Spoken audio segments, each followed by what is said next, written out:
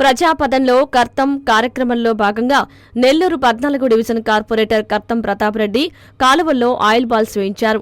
పట్టణాభివృద్ధి శాఖ మంత్రి పొంగూరు నారాయణ ఆదేశాల మేరకు శానిటరీ సెక్రటరీలు కావ్య, వర్షిత్ రాణిలు అలాగే మేస్త్రీలతో కలిసి ఈ కార్యక్రమం నిర్వహించారు.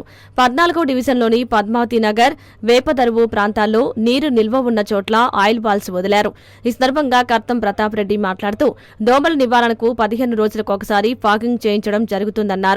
ఆయిల్ బాల్స్, పవర్ స్ప్రే ద్వారా మందు పిచికారీ చేయిస్తున్నామన్నారు. మంత్రి నారాయణ దీనిపై ఎప్పటికప్పుడు సమీక్షిస్తున్నారని చెప్పారు.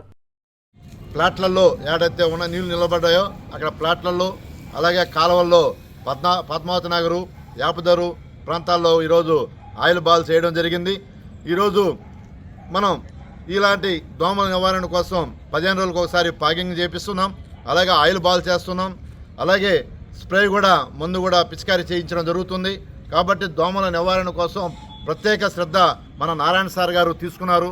నారాయణ గారి సార్కి మా 14 డివిజన్ తరపుల వారికి ధన్యవాదాలు తెలియజేస్తున్నాం.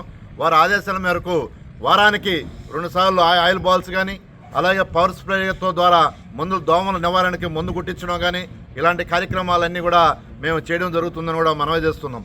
అలాగే మన 14 డివిజన్ని నీట్గా పెట్టుకొని దానికి సహకరిస్తున్నటువంటి మున్సిపల్ సిబ్బంది కూడా ధన్యవాదాలు తెలియజేస్తున్నాం.